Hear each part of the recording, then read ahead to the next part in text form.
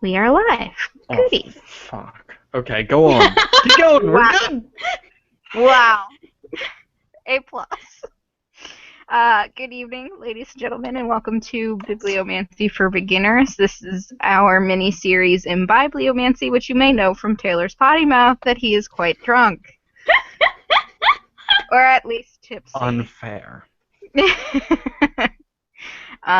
This is a mini-series where we try and talk intelligently about books while having partaken in alcohol. We are all of legal age, don't worry about it, and we are drinking responsibly. We're not by any means drunk. We're just well We wouldn't be advised. able to bring you the quality content that you desire from us if we were completely smashed. Ergo, everyone is drinking safely, within their own limits. No one is trying to, do any kind of similar challenge or anything. Yeah. Taylor just can't hold his alcohol at all, ever. And I drank on an empty stomach, so that was a mistake. Don't do that. That's part of drinking responsibly, guys. Gretchen, Okay. I am wearing a cardigan and a collared shirt. How much more respectable do you want me to be? I mean, the Santa hat does some particular things for you. We're festive. For, last week. We're on the winter holidays. I am being festive enough for us all. You're welcome, Gretchen. Wow. Tonight we're going to be talking about Taylor's Pick, which is The Buried Giant by Kazuo Ishiguro. It's his most recent novel. If you haven't read it, I will read the back of the book for you, but keep in mind this is a book club video, so we're going to be discussing it, and if you don't want to be spoiled, there will be a point where I say, okay, we're going to spoil it. You can stay until I do that, because we try and always give spoiler-free overall reviews first, so that you have an idea of whether or not it's worth it to go and read the book. But we yeah. will let you know when you're in the danger zone. Yes, we will show you when the danger zone appears. So first, the Goodreads description of this book starts with a quote. "You've long set your heart against it, Axel, I know, but it's time now to think on it anew. There's a journey we must go on, and no more delay. The Buried Giant begins as a couple sets off across a troubled land of mist and rain in the hopes of finding a son they have not seen in years. Sometimes savage, often intensely moving, Kazuo Ishiguro's first novel in nearly a decade is about lost memories, love, revenge, and war." It's an actually really short description. So we'll start with our overall reviews. What did you think of the book? Starting with Taylor, I guess. No, not me. I was just going to say, does someone want to actually give an actual synopsis of this book? It's a fairy tale. Does No, someone it's want to give not. an actual synopsis of this book? It's a fairy tale. No, it's not. Again, Gretchen says no, it's not. So I'm going to say, this is a book set in Britain, the landmass, sometime after the occupation by the Romans, as well as sometime after the king, one generation after the kingship of King Arthur, the fabled individual. It follows a pair of Britons who are unable really to remember their pasts, and that this is some curse over their community and their country, even where anything that deviates from the norm of every day, they can't retain.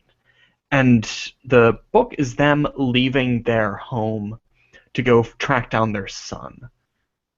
In simple, that they can't remember. They're not entirely sure he exists, but they understand that he left them. And this is the book following that journey and the things that they encounter. Mm-hmm. And it is both yes and no a fairy tale. As you can see here, it fits itself into certain tropes of fantasy in that it includes things such as dragons and what we refer to as magic and ogres, but at the same time it is very much not a fantasy novel as we have, as a Western culture, have come to recognize. a fantasy novel, and both of you two will have very strong opinions on those, and I look forward to it. You have no idea.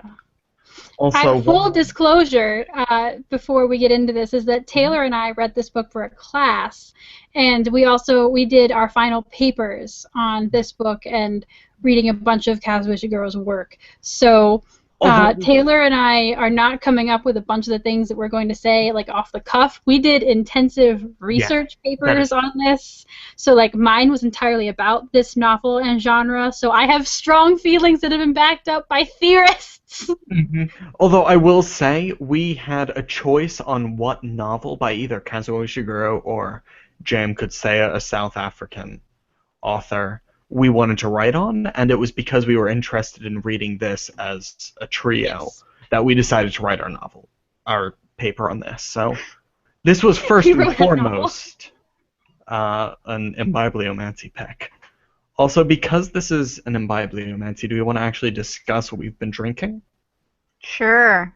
Oh. And then we can didn't actually even introduce ourselves. We just were like, boo! Oh, yeah. Michaela, you didn't even introduce us. I have been drinking. What do you want from me? Who I was am trying I? to keep it together. Who are you? First, Michaela, you need to prove to me that you've been drinking more than 3 sips of that. It's gone. There's nothing. You've been working on that for an hour. But it's gone. I drank it. You can't say I didn't drink it. Okay, so you're Michaela. Tell us more. Hi, I'm Michaela. I have a blog called The Pied Piper Calls where I review comics and books and sometimes talk about K-pop and stuff. I've been drinking Crispin Natural Hard Cider in the original flavor, and this is the only alcohol I have in this house because my parents gave away my other 6-pack of alcohol to our family and Christmas Eve, so I drank it. There you go. Did they not go shopping then? No, Mom was like, hey, Michaela, we don't have anything to bring to Christmas Eve. Can I bring this 6-pack of ciders? And I went, sure. Okay. That's actually the same thing that happened to me. Hello, I'm Gretchen from the blog My Life is a Notebook. You may also recognize Michaela and I from our Betwixt the Books videos, which is a new feature that we're doing to combine our two blogs and do more videos that are shorter and more wonderful and exclude Taylor, which is great. He sometimes shows up. He was in that one a couple days ago. Yeah, go on a scavenger hunt for Taylor's funny face. So I had, before this video started, 2 glasses of champagne on an empty stomach, which meant that I was really tipsy. And then I went and grabbed from our cooler, because I live in my parents' restaurant, this bottle of Riesling that my dad sells by the glass. It's only half full, so that's why you see me chugging from the bottle. I haven't drank any of this. This was sold, and then I stole it. Because I had a bottle of wine that I planned to use for this, but I realized I'd forgotten to get one half of my family a Christmas present, so I gave that bottle of wine to them as a Christmas present. So now I have this. Ooh. Taylor. Well, I'm Taylor. I'm still a bit heartbroken, if I'm honest, because Gretchen has just been so awful to me. Aww. Listen, buddy. Defenseless, well-meaning. If they have watched any of our other videos, you know that you have given just as much as you just got. I'm Taylor. Currently my only present, updated thing on the internet is E.T. Greenwood at Twitter, where I talk about things like Disney's The Black Cauldron and the uncomfortably sexualized anthropomorphism of its, late 20th century films, notably Robin Hood, The Pagan, The Black Cauldron, which I was talking about today, people like Nala, for example. Let's talk more about animals in Disney that have really weird sexual vibes, faces. The squirrels in King Arthur. Sword in the Stone, rather. Right. Okay. It's awkward. Speaking of King Arthur, books! Gretchen, what did you think of this book? No, hold on. No, Taylor, I'm no done. one wants to know. No, I'm done. I'm done with that. So tonight I'm drinking. No, Gretchen, see, because you want to hear this. I went by the grocery store and I got a random 6-pack of porters and stouts. And tonight I will be drinking a Weyerbacher barley wine ale that is apparently 11%, referred to as Blithering Idiot. Oh my God! My dad once got a case of that to give to all his friends for Christmas to tell him what he thought of them. Oh, no. What did they say? They thought it was funny, which is why they're my dad's friends. Well, I think it's funny, but I also just thought that would be like an easy target for you. Oh yeah, it was so easy. I just jumped over it. Because my insults for you need work and finesse at this point. But just to clarify that, I will be spending this book club as a blithering idiot. Is the implication here? They expected that when they tuned in. Oh no. Gretchen, what did you think of the book? I hate myself. So this is the cover of the book, by the way. Opinion. I'm the only one with the physical copy, just so you can see. And mine's in it. I knew going into it that it was a fantasy. It was called a fantasy novel, but it wasn't a fantasy novel. But at the same time, I think with the way it begins and what I did, like the cover and everything, I really did go into it expecting more of a stereotypical fantasy novel, which was incorrect. And I think when I first put it down, I was really disappointed by that, and I really wasn't that into it. And then as I kept thinking about it and writing my paper about it, I began to respect what it is a lot more. So if you are looking for your next fantasy novel, go find something else. Don't pick this up. But your next stereotypical generic fantasy novel. Does anyone go into fantasy like, I want the most generic fucking thing I can but find? I think that you expect. Okay, I definitely want to have this conversation later. So because this is like something I want to talk about, but I don't want to talk about it when I want to be able to talk about spoilers and different things. And I also want to talk about genre as a conception. Yeah. But so I will just say that if you are Robert Jordan. Yeah. If you're looking for something to challenge your genre expectations and really think about things that, hurt a lot, this is a good book to pick up.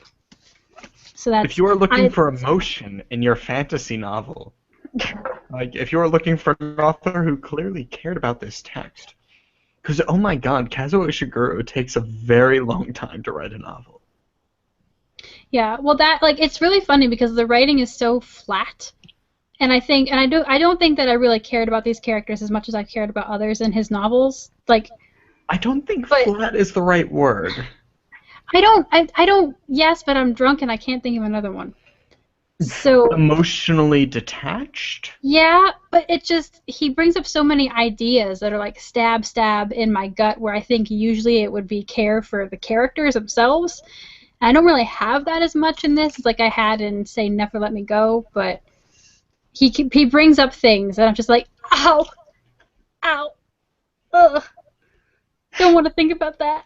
But anyways, this has gone on too long. Someone else go. That's fine. Michaela, have you read any, as you go on your opinion, have you read any of Kazuo Ishiguro before?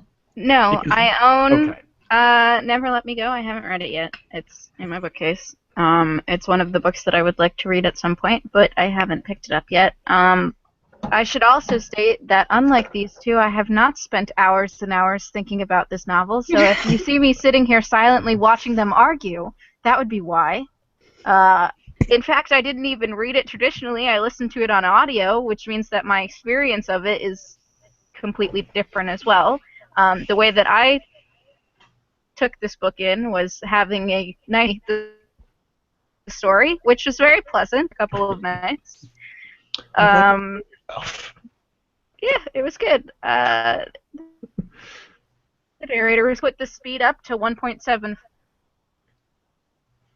times because he's. But other than that, it was a great experience for me. I think this is why I would say that this is a fairy tale. It's not a fairy tale in like Because you can listen to it at 1.75 speed.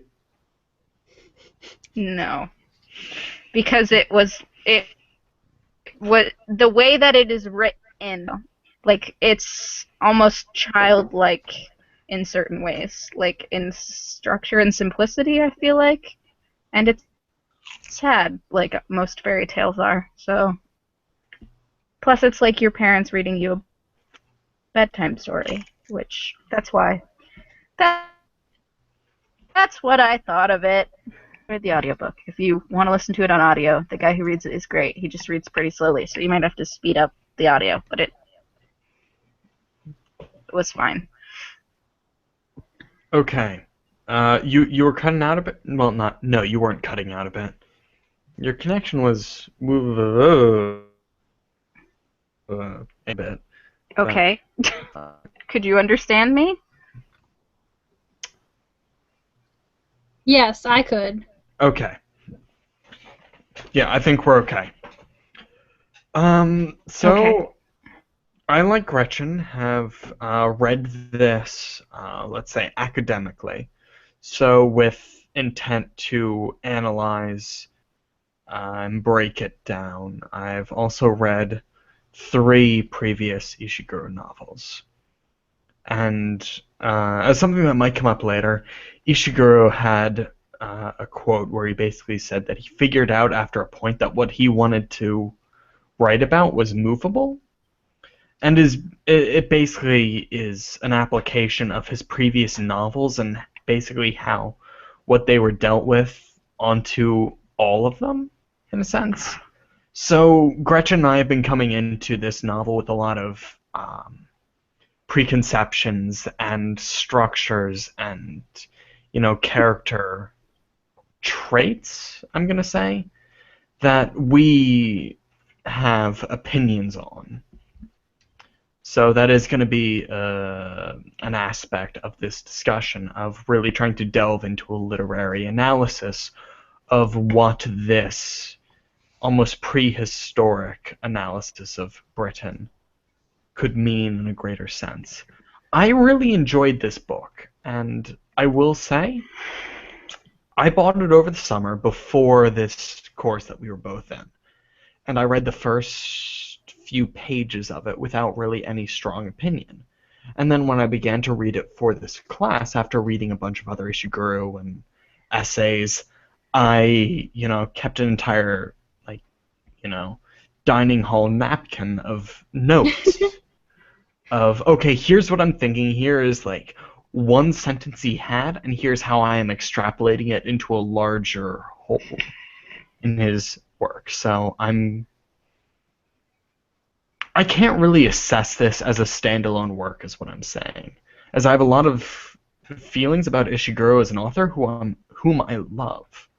I found his ideas, his writing to be really interesting, and as a result, I say I found this book to be amazing.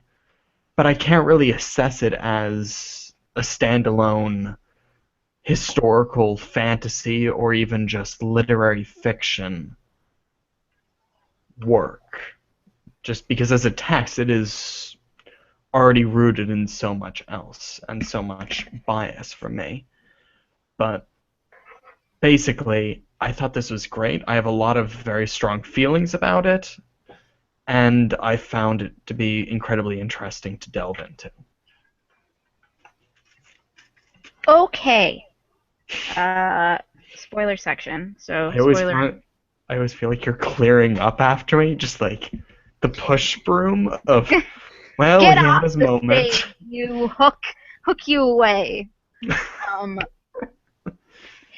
You can't be in these follies anymore.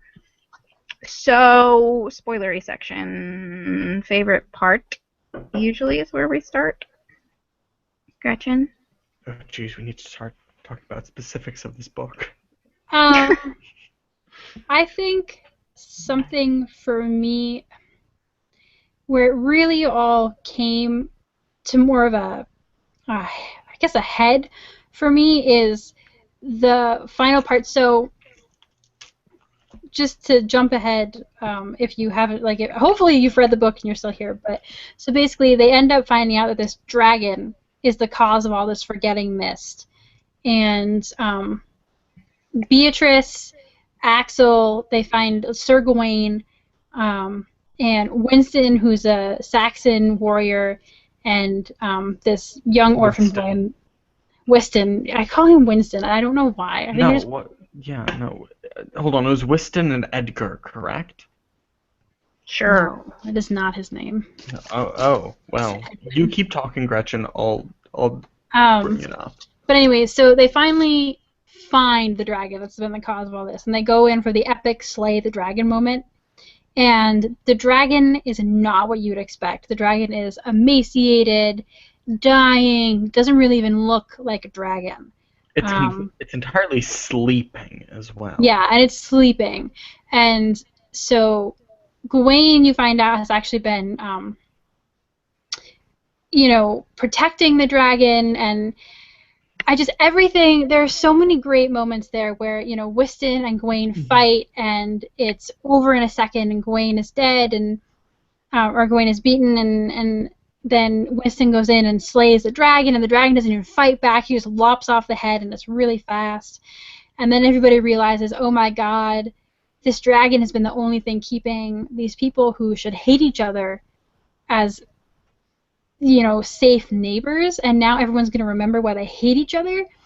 And it's just this moment of all of the tropism, really, of the novel that I want to talk about later, just really, in one clear moment, just explodes in front of you, and the gut-wrenching truth of what this quest has meant is stated explicitly, I guess.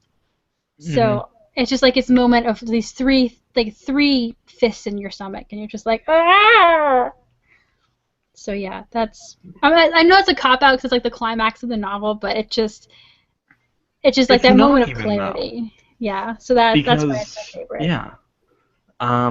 Axel and the boatman is really the climax because that's his character moment. What you're describing is really the climax of understanding the context of it. Yeah, that's fair.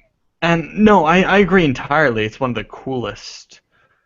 There are two main conversations between this sword for this sword showdown thing, and no, I'm totally with you. Go on, Michaela. It might just be that I'm a giant horror fan, but the scene that I liked the most was the scene with the earlier boatman and the old lady who's just sitting there, like, murdering rabbits in front of him. Like, I was like, you are one creepy motherfucker. What the hell? Jesus Christ. I was, like, waiting for something bad to happen, and then it didn't, which made me sad. But I really enjoyed the way that scene played out, of just two people completely frozen, just, like, in this, like, epic battle of, like, I will outweight you and make you feel terrible about everything. They're just standing in a Roman villa, and the guy's like, I like to come here on my time off, and then there's this woman who just follows me here, and she just sits there with a rabbit and a knife to its throat, and it's really fucking creepy. We as readers are like, okay. See, but so unsettling. He's creepy too. Like, the thing that I liked is that when I was listening to it, there wasn't really a way to tell who was the bad guy here. Like, they were both creepy. There's, like, no way. Trying to read. I did my entire analysis on this book. Like, is the basic thing. I have no reading on that scene. Do you want to talk about the boatman now, Michaela, or just save that for later? I mean, we can if you want. The boatmen were interesting. That was sort of... I don't know if you want to talk about that. Wait, okay, here's the honest truth of what's about to happen, guys. We are going to get through favorite parts, and then we're going to just devolve into conversation. So, Taylor, why don't you get your favorite part in while we're still pretending to care about the structure of this book club? Okay, and then we'll fair. Just break. Because the reason I wanted to get into that, because my favorite part was also Michaela's, which is normal. Your strong opinions about this favorite thing. And I have to say, in some ways, my favorite part was that because I had no way to understand it. Because, like I said, there's this boatman, there's the creepy woman with the rabbit who says, like, the boatman took her husband over to this place of what we will determine as an afterlife, but not her, so they couldn't be together, and she's, like, really fucking pissed about this. But Obviously. then, it's also just... It's really weird, because it's right at the beginning. The reason it stood out to me most is because I have no way to understand this interaction at the moment. That's not what I was focused on. But what stood out to me most is that there's these descriptions of the arch that Axel and Beatrice, who are traveling, they step through, and they encounter these two. And when they leave, they go out through a hole in the collapsed wall and not through the arch that they entered through. So my immediate thought in trying to read this literarily is the Greek and Roman underworld, in which, in the Aeneid and the Odyssey, there is an arch by which you enter through. One is of horn and one is of bone. One of which is like, the true exit, one of which is one that is false. And that's not really important here because the arch in this book is of stone, but it's just... I was trying to understand this through, like, mythology, and then they lead through a separate one entirely, and I'm just suddenly unable to identify this entire text as one of, like, oh, this is a fictional experience in after this point, and they're just going through, like, a spiritual evolution or anything like that, and that I have nothing. I have absolutely nothing to deal with this in, and that it is just... There are moments of this. The other that stood out to me most is when Wystan, and by the way, Edgar is the boy that Wystan, the Saxon warrior, is trained. Why do I want to call him Edwin? I don't know. I don't know. Because that's standard. No, his name is Edwin. I'm right. Okay, it's Wystan and Edwin. But I have the book.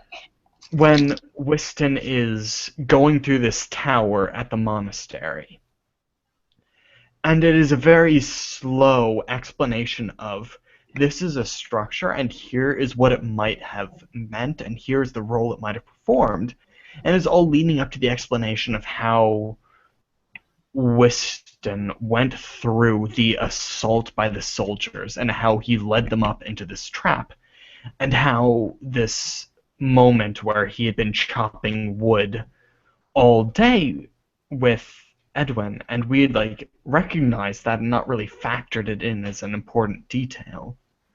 As a trap where he just sets the entire building on fire and then leaps out of it, but it's just this very slow explanation of here's what it is, and as he slowly deconstructs the building and what its purpose is, felt very important for how do we deal with this as a historical text, because I was entirely approaching The Buried Giant as a post-colonial Britain, sort of experience. So it was a really cool moment for me, while also not being, here's a big idea about, we colonized a bunch of places and we're assholes. So it both was and wasn't this very significant aspect of the text, and I suppose Ishiguro's writing style and his very emotionally disconnected reveal of details stood out to me. I love when Professor Taylor gets on a roll. Can I say... I'm flattered and feel condescended to. Michaela, take it away. That was my least favorite part. Like, for me, it dragged on forever. Like, I did not care at all about these monks in this monastery. Like, nope. They left it and then went back to it, and I was like, no! You almost moved on! Stop, why? So, like... I'm glad that you found a reason why that was a good point in the story, because it kept going. On a purely like story level, because as Taylor said, he was unable to separate this to see it as a standalone. And while I do accept that a lot of my feelings have to be put in context of having read so much of his other work, I definitely read this first as a standalone novel. I compartmentalize weirdly that way. So it was, and that's why I had such a disappointing encounter with it the first time, and then when I went in to analyze it, was able to understand it more because I was letting that influence really speak to me. You're one so influenced by specifically young adult fantasy where it's just constant action all the time and like world building and action and story and background that it seems like it would be a big departure. Well, yeah, and that's why, I mean, and I've meant, I don't want to talk about genre yet. I want to stay on the monastery because if we start talking about genre, I will turn into Professor Gretchen and we'll be here for another 20 minutes while I talk.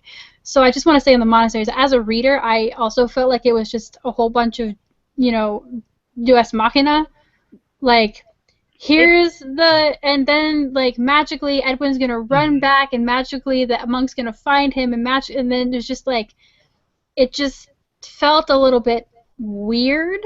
And it didn't have anything to do with anything for me. Like, the boatmen... It was really apart. The women who keep getting, like, left behind by their husbands came back. Yeah. The guy they met in the woods came back. But this monastery was this one thing that went on forever, and I didn't feel like it added anything to anything. I disagree that it didn't add anything, but I agree it was this really separate aspect of the entire story. It was like we were on one journey, and then we paused, and we had the mini show in the middle of the monastery, and then we got back to our regularly scheduled quest. But it was a boring mini show. I mean, I'm not saying that it wasn't. Like, yeah. Ishiguro got really into this one moment of world building.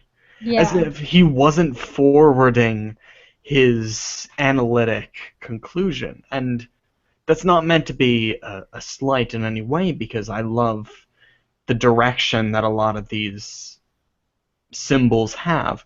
But it was very much a moment apart where he's like, I'm having a lot of fun with delving into this. And I will add that his description of the tower as a trap still felt entirely like a literary convenience, I'm going to say. Because I'm like, I don't recognize this as a historical thing from my experience, but it also just feels like you lure everyone in. This entire building is actually a chimney, and it's supposed to have, a cart with a bale of hay at the end so you can jump out at the end and kill a bunch of guys. It still felt like very much these two characters need an escape. Yeah. And this is something interesting to delve into, and it was... The way that I looked at the monastery, and the only way that I could, because you looked at it in a very post-colonial way, I stared at it as looking for elements of genreification and, tropes within genre, and I really saw the inclusion of the monastery being the way that they inputted the old wise man who consults on the quest, and that's how I saw the monastery, but it just didn't really fit. Because it's such a small scene. Yeah. And of the few that are included in the monastery, it's negligible. Yeah, that was the only thing I come up with, was that because Gawain doesn't really fit the old wise man trope. And so I really saw the monks as that. Just say he fit perfectly into a post-colonial reading. Oh, no, I understand. But no, that was the only thing, because it did stand apart oddly from how everything else kept repeating itself, I guess. Yeah. Yeah. All right. I also feel like you've got like a minute of like productive conversation. Bye, Taylor. Carry it on. Bye, Taylor. This is what happens when we drink. Yeah. Taylor has to leave the video like 3 times to use the bathroom. cannot hold is alcohol. So, can I say that I think the other reason that I didn't like the monastery scene was that I did not care at all about the two Saxon people, the orphan boy and the Saxon warrior. Like, I didn't. It seemed like it was part of their story and they're figuring out about their past. And I was like, I don't care about you. I don't. There's Yeah. nothing about you that I find endearing, and I don't want to hear about this story in you. And I realized that you seem to have this grudge against these monks and how they're like self-immolating. Yeah, is that right? With the birds, like they chain themselves up as Yeah. like it like was all of this stuff that I didn't care about on top of not seeming like it was forwarding any part of the plot. It was like a way for them to be like, oh, the dragon is the source of the mist, but other than that, it didn't. I thought that was very weird. And I really don't want to do this. I'm about to do. I spend so much time talking about how we need to treat each book as like a singular entity, and I was just about to like talk about Ishiguro and the way that he writes, like the point of view. Well, I mean, go ahead, because I don't know. To do that. Teach Well, me. I mean, he's so good at showing one point of view and how messed up that point of view is in the unreliable narrator. Okay. That when he started adding multiple points of view, I thought that he lost something he was very talented with, Okay. which is showing, and I understand that. And I mean, so in that way, if you wanted to change point of views, it would have made more sense to be like one Axel and one Beatrice, and that kind of Yeah. going together. But I felt like he lost something from his personal style that he's so good at when he tried to do that. And I agree. I was like, Winston Edward, why? Oh, because Taylor just sat back down. Winston Edwin. I thought the same. I thought that the real strength of the novel and the real thoughts of the novel came from Axel and Beatrice, and so I was just like, why? What are we? I was discussing how Kazuo Ishiguro's one of his strengths is his ability to have this one narrator who you know is very unreliable, but they're the only eyes you get, so you have to like extrapolate what is and isn't true, and the use of multiple points of view in the Buried Giant really lost that for me. And that came out of me saying that I did not care at all for either of the two Saxon dudes. Anytime something focused on them, I immediately started to get bored, and because I didn't care. Fair. Can I also say, my South Korean dried seaweed has little Van Gogh illustrations on the packaging, which I think is adorable. This one's of his room. I know the glare is an issue. No, I agree. The narration of them was a little odd, although I believe their perspectives and their futures within the context of the narrative were very important. I mean, yes. I feel like there were things that they said that were important to us to solving the mystery that is like what is it that everyone's forgetting, and like why that's important. But I just feel like that could have been done a different way. I didn't need to see from their point of view. No, I would agree in that. This is going to sound sarcastic. It seems the inclusion of them as narrators were to make this a compelling work of fiction. Okay, explain. We're not? Oh, okay. Gretchen, did... I think Taylor just... Taylor?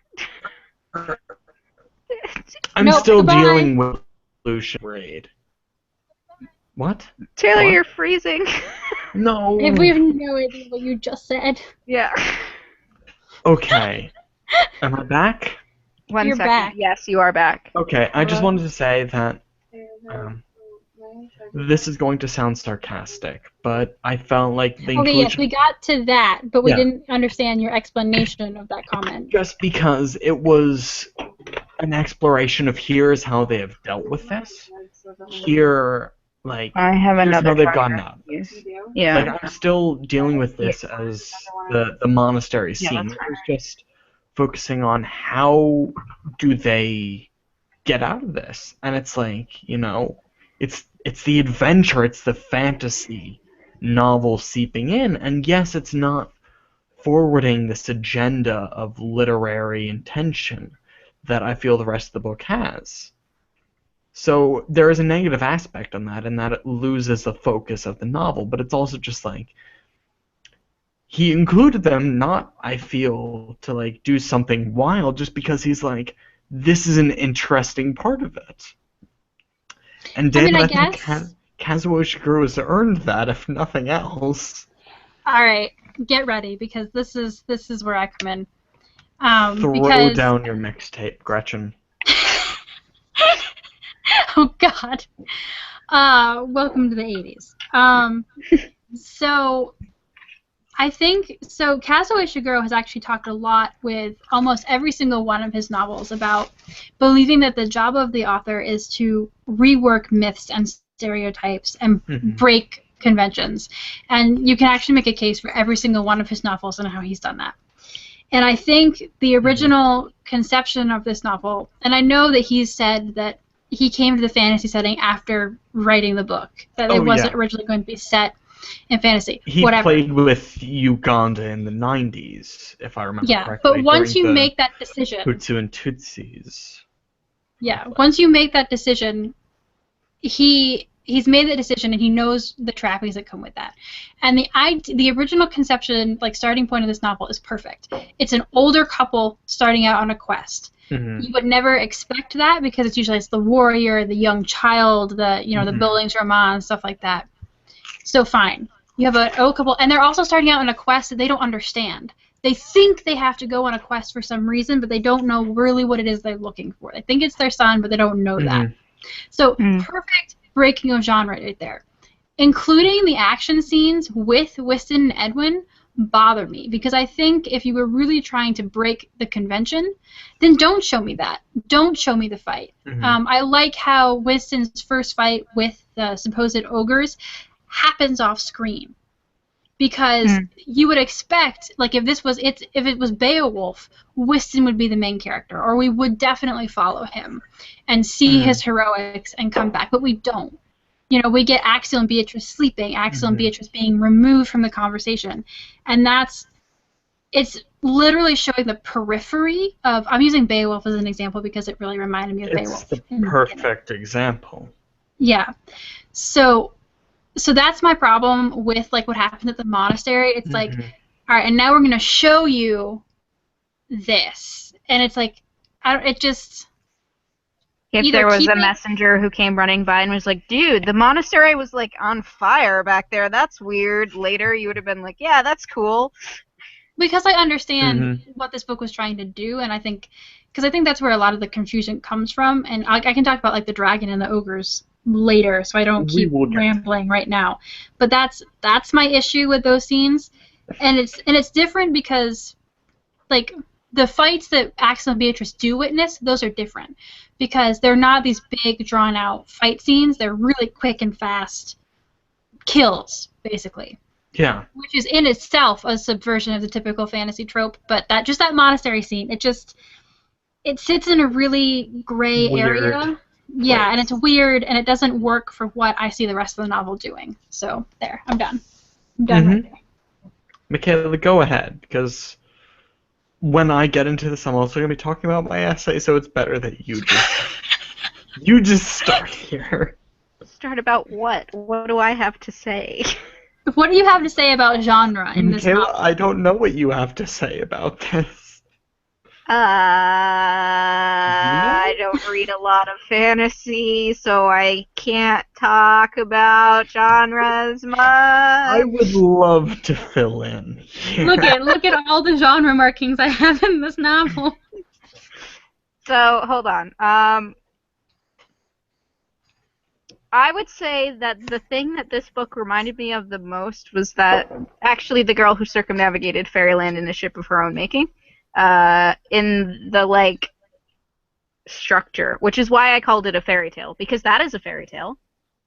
It's one person going on this journey where fantastic things happen until it gets to the end, and they have learned something over it, and then something sad happens, which is often the trajectory of a fairy tale, of like people going to a bunch of small places where weird things keep happening, and then it all comes together at the end, and you understand, and there's a lesson to be learned.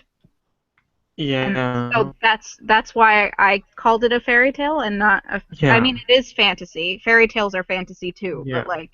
I actually used an article about called fantasy versus fairy tale in my essay, and Okay. I could fight you on that, but I'm not going to because I'm just going to drink my wine. I'm just gonna drink my wine. But that's why I called it that, because it didn't feel like, I feel like fantasy often more focuses on one person's journey to epicness, whereas a fairy tale is more about the lessons you learn along the way. If that makes sense? Does that make sense? Yeah. I mean, I think so. Okay, well, what did you want to say? Because I would just say really quickly that I would argue how much actual fantastic elements are in this book. I think it's magical realism. Well, I would say it's fantasy. It is fantasy by the base element of it has fantastical. It is dragons and ogres in it. That categorizes it. Are they dragons or ogres? That's my thing. Literally within the context of the story, yes, they are. Are they? Literally, yes, they are. That's what they're called. But Gretchen, you are dealing with this as a literary text. Because every single time they're described, they are described as the anti-thing. It's a dragon, but it's not a dragon. It's an ogre, but it's... I'm just saying, I'm not even sure that this isn't just something easily explainable that isn't explained in a realistic way because they're so superstitious. I'm just saying, you can make that argument. No, I agree entirely that they are defined very detailed in a way unfamiliar to us in an attempt to say this is not just a dragon in the way you have always read a dragon in a post-Tolkienian way, in which a dragon is a shorthand for this is what it means. This is an element within the story that we will understand. No, this is a dragon in that he's actually trying to create a monstrous element outside of what these characters understand. And then, yes, I will say, it is a thing that is designed, that is specifically described to be separate from what we know. But at the same time, it is a dragon. It is something that does not exist in the natural world as we know it. It draws on what we will determine as fantasy elements, and it is not simply the stretching of reality. It is an actual introduction of... You made the connection to Beowulf. This is Beowulf, in which it is characters living in parallel to such things as Grendel and the dragon. They are the monstrous things. But it is also not trying to use them as an easy escape for what it is trying to deal with. The problem here is that I've forgotten entirely what we were discussing originally, that I was gonna... Whether it was actually fantasy or magical realism, because I read it more along the lines of magical realism than I did as fantasy. Gretchen, what are you rifling through? I dealt with that. I found it, okay. Michaela, I met with before that. Oh, okay. Well, what was this section even about?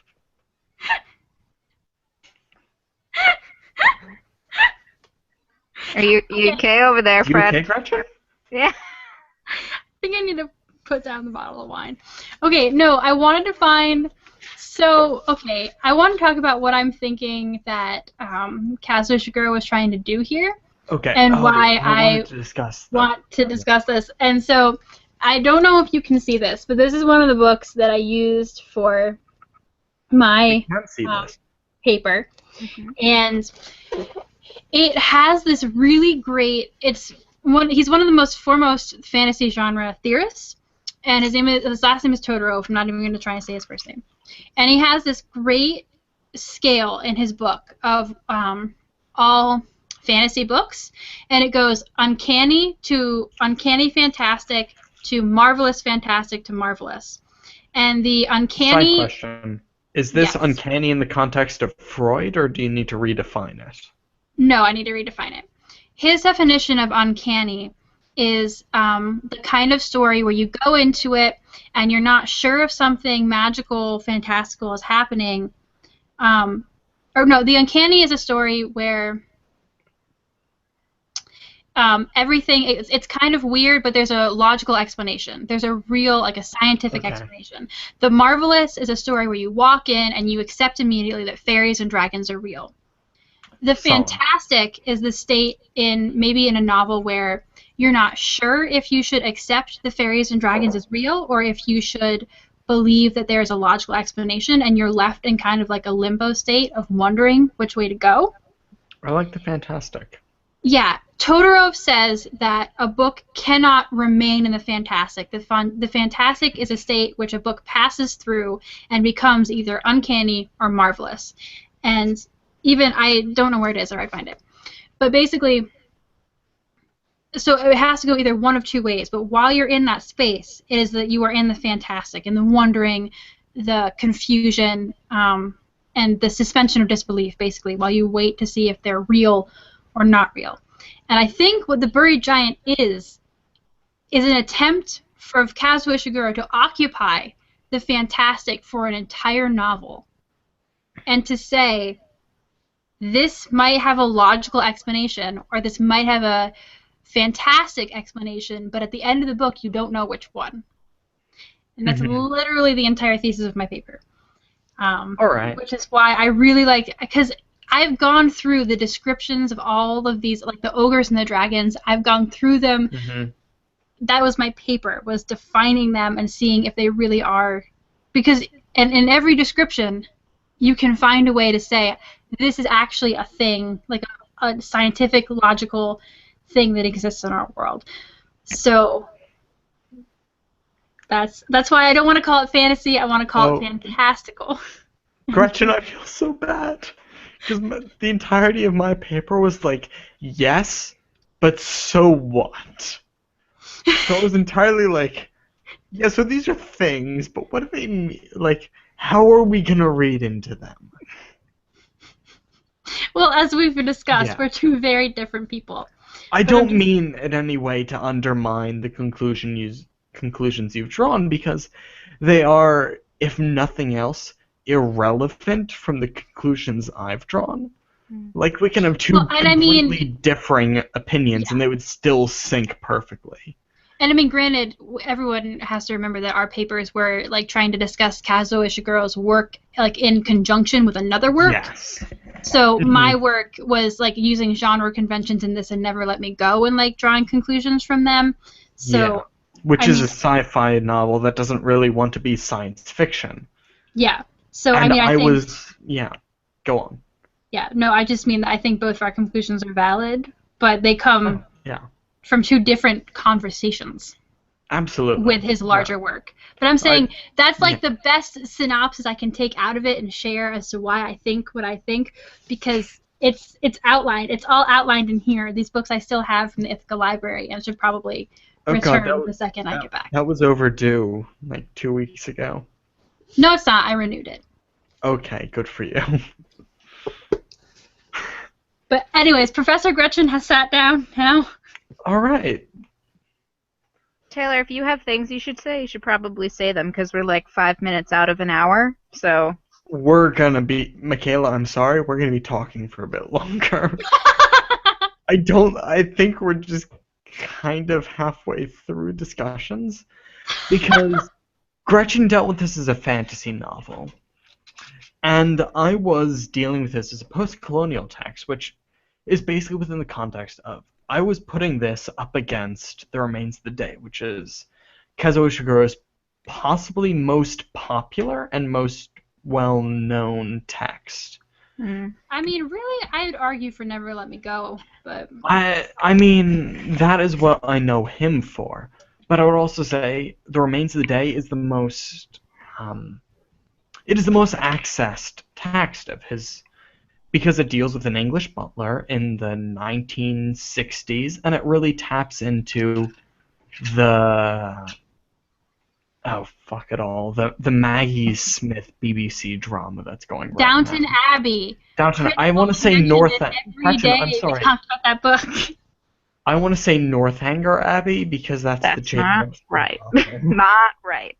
which I like, and it is in that sense. But I wanted to deal with the buried giant as England after the collapse of its empire, in which what it has done has been recognized as not entirely admirable.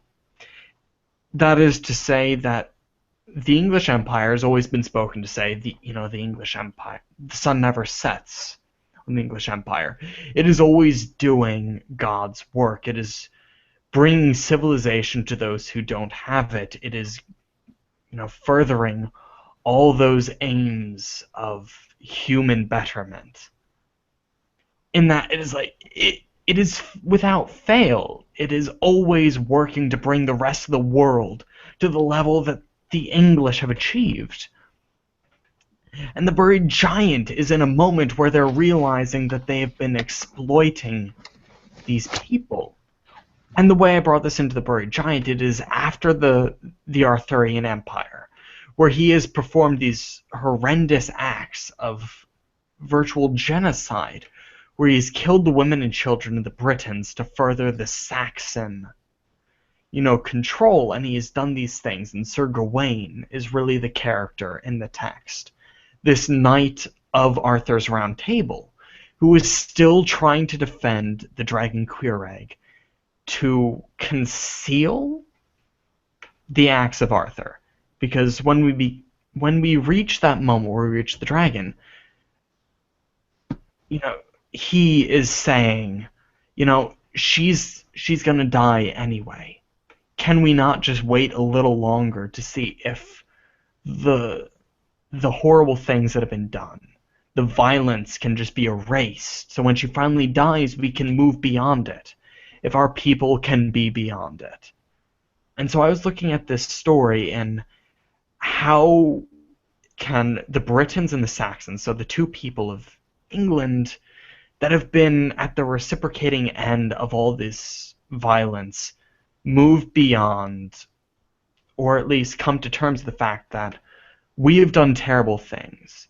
We may not have intended to do this, but we have either supported or benefited from it. And so, if I'm going to bring this actually into the text, outside or separate from Ishiguro's separate things, we have Wystan the Saxon and Edwin, who he's training for war, because he sees an inevitability of that conflict. Because when this dragon dies, the two people are going to be at each other's throats because of all that has happened. And then you have Gawain, who's trying to preserve the dragon, because he thinks as soon as it dies, everyone's going to be killing each other again. Because sure, he allowed this all to happen, but he thinks it was for the best. Right? Yep. All I'm saying here is that I thought it was very interesting that you have Axel, who was originally also a knight of Arthur, who saw everything he did and chose to walk away from it. And even walk away from the fullness of his name, and that he was originally referred to as Axilus, or Axilum, which is a Roman suffix to his name. So this aspect of empire, this, empirical context to his name that he severs himself from. So he walks away from it. And then you have Gawain, who says, if this all ends, everyone will know that the King Arthur I have stood for has been complicit in killing all of your people. Mhm. That though the conflict between them two has stood out to me the most. So even And with these moments of irrelevancy, it yeah, has and been that decision. Gretchen, go ahead. no, I mean, We'll and I'm talk not for going to 5 invalidate minutes. that. I'm just saying, No, no. even with all that, and this is like not like just, but would you still consider this book a fantasy? I think Despite that's the a separate fact, issue, is what I'm saying. I'm saying it okay, doesn't matter if this is fantasy. Because Ishiguro himself, in interviews, in responding to Ursula Le Guin, completely, like, Jesus, he said he feels this doesn't really fall into certain fantasy tropes. While he still feels this is a fantasy, like, he's like, I don't think this really tries to do the same things. And I can't remember his exact quote, but she really took that as an affront, as him slighting fantasy, which I don't feel was the issue. It was him saying, this isn't trying to do the same things. And so I would say it doesn't matter if he wants us to be fantasy, because just because it obeys the same, traits and follows similar tropes, it doesn't have to be fantasy for what he was trying to say. yes, and I'm saying that if you actually look at it, it doesn't follow any of the fantasy tropes. It just uses words. Well, can we It say, just uses words. Gretchen, It uses the word fantasy, dragon. It yeah. doesn't mean a dragon. Gretchen, modern fantasy was defined by J.R.R. Tolkien. I think we can both agree on that. Yes. And Tolkien determined his fantasy by Saxon mythology, primarily Beowulf. And Beowulf being the first English language dragon. Ishiguro tried to tap into the same root as Beowulf. As in, he is trying to disassociate himself from all of that mythology, all of that terminology, to completely make what this thing is unique. Because he is trying to explore a story outside the context of shorthand for meaning. Because he is not looking for an easy out on description. He's not using a dragon because it is convenient. He's using a dragon because he wants to define a dragon. Well, and also, he just wanted the original conception of the story was two people who can't remember their past and how they're going to make their future. Mm-hmm. And honestly, how you would work that into a realistic setting just sets you up for a story about a lot of head trauma. Realistic. Realistic. I don't know. Because I think that's too something that we're skipping over, is that really at the heart of The Buried Giant is the story of these two people who claim to love each other and keep talking about how much they love each other and can't be torn apart, but they can't remember why they love each other. Mm-hmm. I'd love or anything for they've us to done. discuss that. I think that's a really important aspect of this discussion. Because while the text deals with killing this dragon as the most important thing, it is really Axel, Beatrice, and the boatman. That is. Yeah, and I mean that's why it doesn't end there. That's why it ends with Axel, Beatrice, and the boatman, and not the dragon. If the dragon was the point of the whole thing, Whiston would have chopped off the head, and everybody would have gone okie dokie, onwards and upwards, and then, yeah. And you know what's interesting? Beatrice never acknowledges if. So the dragon was the thing that, and its breath was what was preventing memory from coming back to Axel and Beatrice. Beatrice never remembers anything. Nothing changes from her beginning point to her end point, with the dragon dying in the middle. and I mean She still, from the beginning, is trying to talk to the boatman, prove that she's totally in love with Axel, and go on to her island. Nothing changes for her. But it's Axel who... That would be a moment where I would say, is it real magic? Is it really the dragon? Is this all true? But I digress. But Gretchen, again, my post-colonialist reading actually has answers for you. will not go straight into me because, God, I'm taking up a lot of time, as I always do. Michaela is just ready to, like, cut us off. She's trying to figure out how to very nicely say, shut the fuck up. I feel like Michaela's more just kind of quietly crying to herself that her book club has become so out of hand. Literally, the only person who will find this interesting is Professor Holmes. Probably, though. Love you, Chris. Oh. Go on, Michaela. It's just hard for me to take part because I don't have all of the secondary material that I need to actively discuss with you guys. And it's not even a We're research not aspect. actively it's discussing just... with each other, though. We're actively saying, this was my argument. Shut up, other person. I'm like, yeah, exactly. Gretchen's like saying, here's my reading of it. I'm like, Gretchen, you completely missed the point. And here I am going, Taylor, you completely missed the point. And Michaela, again, is just sobbing to herself. Guys, it's a book, guys. Guys, We I can do read it, I swear. Wait, We never shouldn't mind. be allowed Somebody to else read it research. to me. I lied.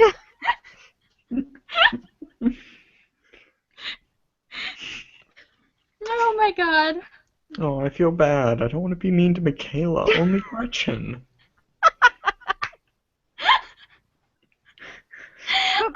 This is what happens, guys.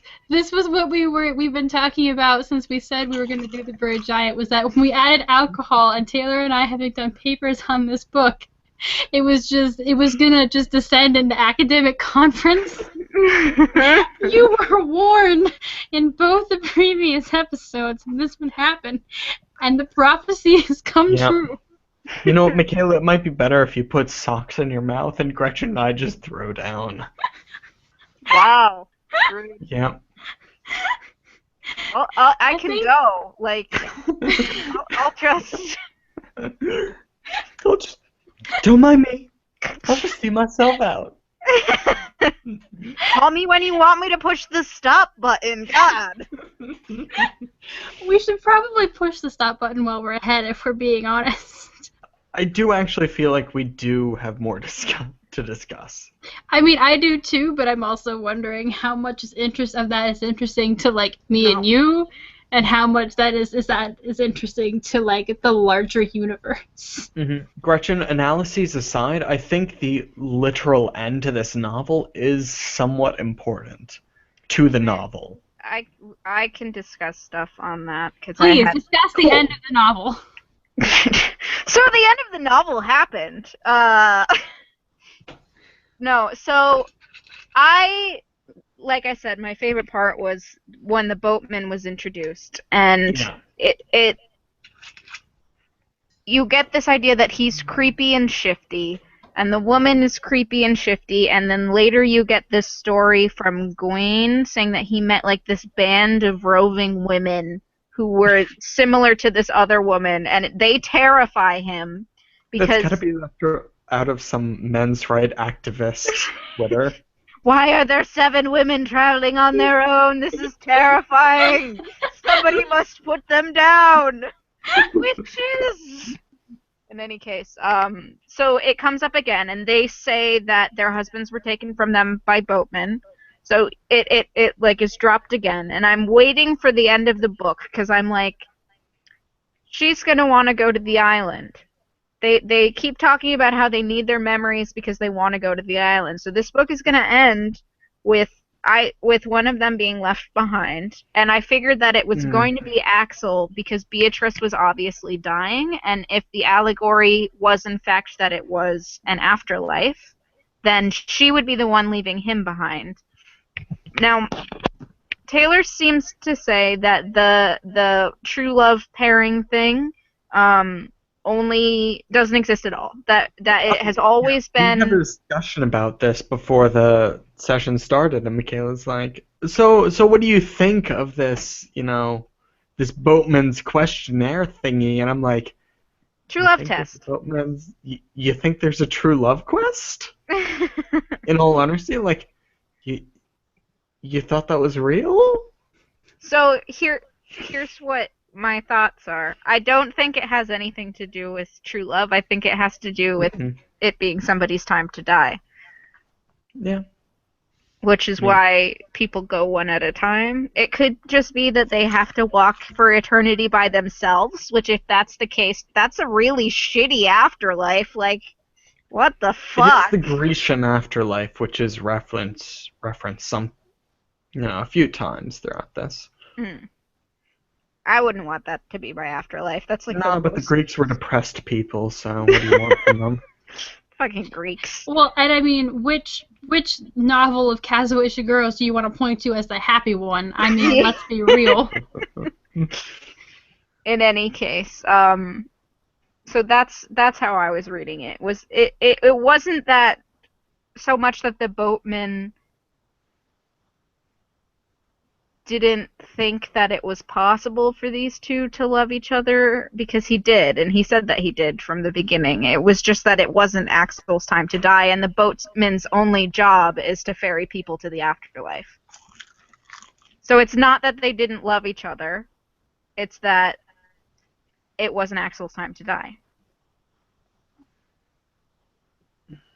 If that makes sense?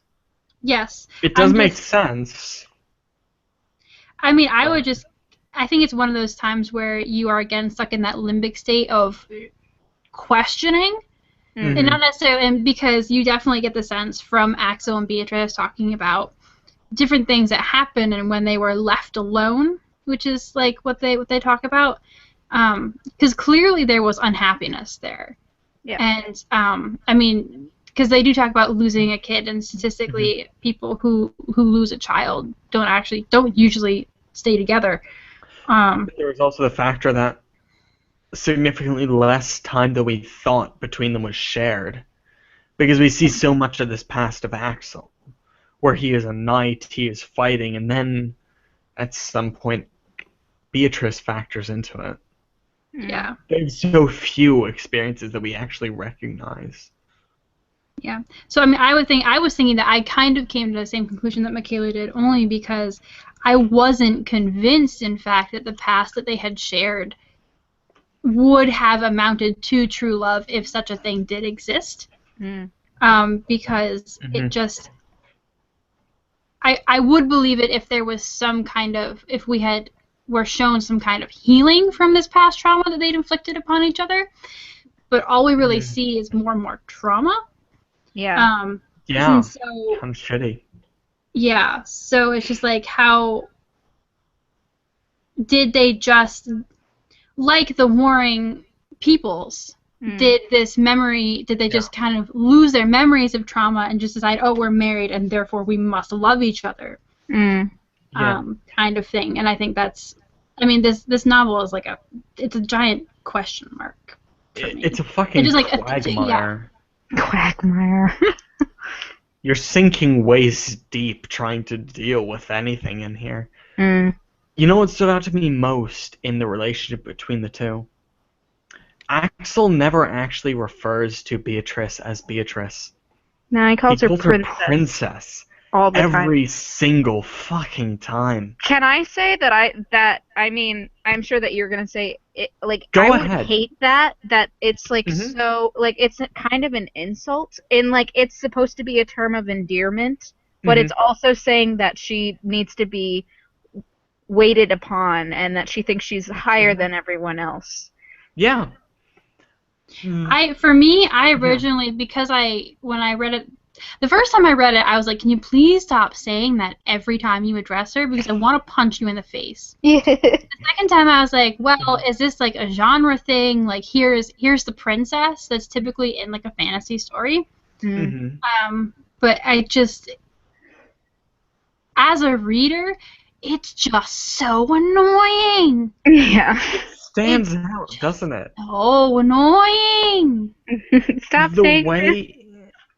The way that stood out to me was that, again, I dealt with this as a post-colonial English text. And the thing with the British monarchy for the last couple hundred years was that it was symbolic. You know, it stood for this great vision of England, of this noble history and this very idealistic perception of it. That, like, sure, historically we recognize failings and less than altruistic intentions of the English Empire, but the English monarchy has always been this noble, infallible, very, we shall benefit all through our own knowledge. So when Beatrice spends the entire novel saying, "Oh, it's fine. It's all gonna be okay. We are perfect for each other. We are meant to be together." It is this idealism of nothing bad has actually happened. Like, there are these terrible things, but it's fine. We're okay. We're perfect. We as England, we as a couple have done all right. We're still noble in the eyes of the boatmen. Mm. And then you have Axel, who actually has this, who's willing, if nothing else, to recognize this context and says, we haven't done everything perfectly. And even if we haven't, I can't let myself off the hook here. Because he says, even though he has walked away, and then, let's say, 40 years in the novel, just as an arbitrary number, after he left Arthur, he is still unable to move away from it. He's not ready to step into the boat with the boatman, with Beatrice, saying, it's all good, we've done all we can. Because he's saying, we've still fucked things up. Well, see, and to walk away from it is not enough. I was honestly thinking about it in the reverse, which is that because Beatrice, throughout the book, before they kill the dragon, she remembers more. She's the one that says, will you follow me? She pretends to. But she clearly does, because she says, like, will you follow me a step behind, because I remember this time when you left me alone. And Axel is given all these opportunities to remember, when he sees Gawain, when he sees Wystan, and Wystan saying, well, no, I remember you, don't you remember me? And Axel is the one saying, no, I don't, I'm going to go back. And to me, honestly, at some point, he's the one living in idealism, calling her princess and saying, he's the one living in some kind of idealistic, if I can just forget about all this. And Beatrice is the one saying, I remember all this, but, thinking that you can kind of work through it.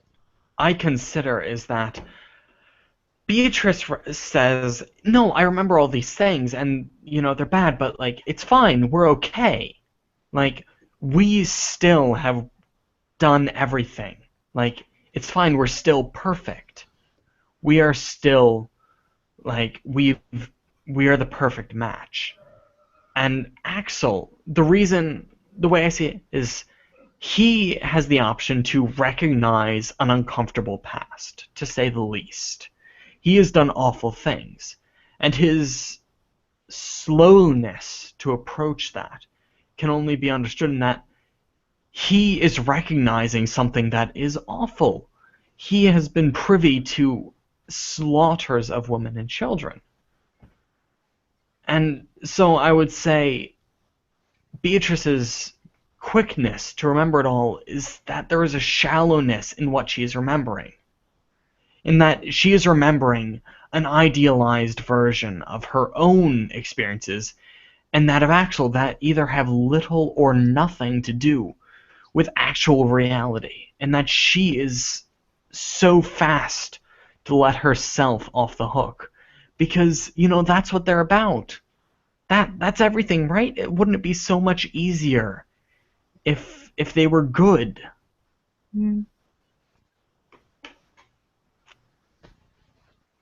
Okay. Are we good now? Can I stop it? Michaela's like, I'm tired of you all. Are you kidding me? When I post this on my blog, I'm just going to, like, warn people, the part where we talk about our papers, and be like, just skip over it if this isn't for you. We'll get back to talking about the book eventually. If you are not our professor, just... Do you know what I'm really excited about, Gretchen? And Michaela, I guess. That there are two incredibly different interpretations for this novel. I'm sure there's more than 2. Hi, person who really loves reader response as a thing. There's a bajillion and 5 ways to read any individual book ever. As a person who wants to translate and has a lot of qualms about the fact that my translating of a text would automatically be moving it towards one direction that I see it as, but may Taylor, not be you the only poked direction. the bear! Hi, person I'm who sorry. really loves reader response as a sorry. thing. Taylor, you so fucked sorry. up. Can I stop the video now? Can we shout out all of the Wait, stuff? I'm that sorry. people Are can we find done? us at? Is that everything? We I are don't being have cut anything else off. to say. We are being cut off. Michaela, It's an hour and a Bibliomancer. half. Taylor, we've been doing this for an hour and a half. Michaela, we haven't even discussed the least favorite part. I discussed my least favorite part. It's not my fault the 2 of you wanted to discuss papers. We are more than 50% of this group. We are allowed to discuss the least favorite part. Gretchen, do you have a least favorite part? I think Michaela's least favorite part is you. You're in this too. You were in this too. Listen, at least mine was directly related to the book. You were like, the book doesn't fucking matter. Let's talk about postcolonialism. And I'm like, no, let's actually talk about what appeared in the book. Gretchen, I'm saying you don't matter. The book matters. Let's talk about postcolonialism. Postcolonialism isn't in the book, not on a first read. At least I'm going, well, let's really look at this dragon as the dragon appeared in the book. And you're like, fuck the dragon. I've What only does read it this mean? once. Postcolonialism factors into this book.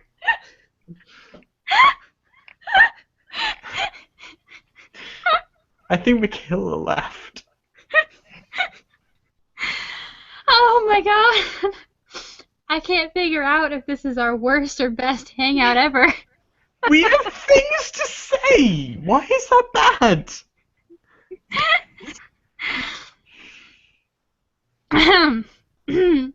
Michaela, why don't you take us out of here before we get started again? Taylor, why don't you make a blog and write a blog post wherein you say your least favorite part? Well, maybe I will. See if I don't.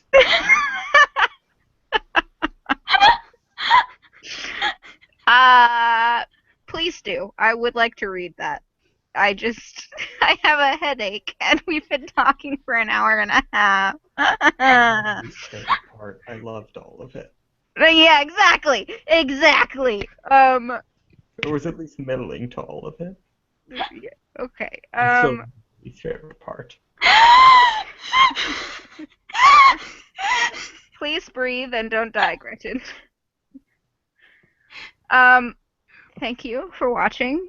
If you would like to find any of us individually, we are going to tell you where we have things on the interwebs. It's also all linked down below in the description of this video, starting with Gretchen. I am from My Life as a Notebook, and I rarely ever sound like this on my blog posts. I swear to God.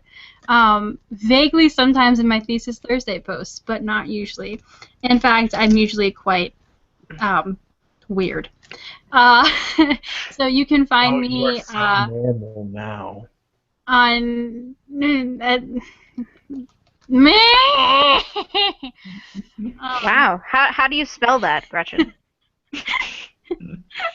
I am usually everything on the Twitter, Facebook, Goodreads, Tumblr, ADKWriter15, and again, blog My Life as a Notebook is adkwriter15.wordpress.com. And keep watch for when Michaela and I do videos on our own without Taylor to derail them with his little professor cardigans. My cardigan is lovely, and I'm affronted that you would imply otherwise. She didn't imply it wasn't lovely. She implied that it made you look like a professor, which I think is a compliment. She said it with a condescending tone. Everything I say to you has to be said with a condescending tone, or you'd get confused. My cardigan is lovely.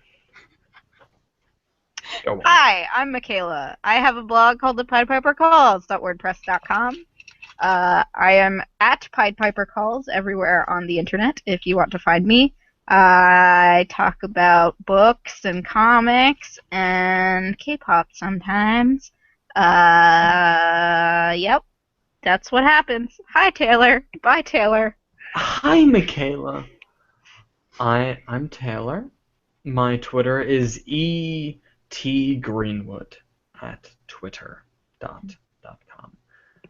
1 dot, not 2. I also do Twitch things, so I play games at Telade, Telade, which applies also to next to nothing, actually, just like kind of chat things, which you all wouldn't be referring to. So, Delayed at twitch.com, where I play space trucking games and things like Baldur's Gate, where I make a lot of silly voices for the entire party. Yeah. So, not... It's lovely. I recommend watching him play the video games. Yeah. I love how we're like, and I read YA, and Taylor plays video games after a whole thing where we're like, 7-letter words of theory. Anyways, please turn this tell off. you how Tolstoy thinks you're wrong. Just turn it off. Make it stop. All right, guys. Next time we will be talking about the second book in the Magician's Trilogy, where it is likely to also be giant bits of ranting. But we will try and do that sober and with less theory. Yes. There definitely will be way less theory. Are you ready, guys? Yes. I don't want to be sober for that. We'll see you then. Bye.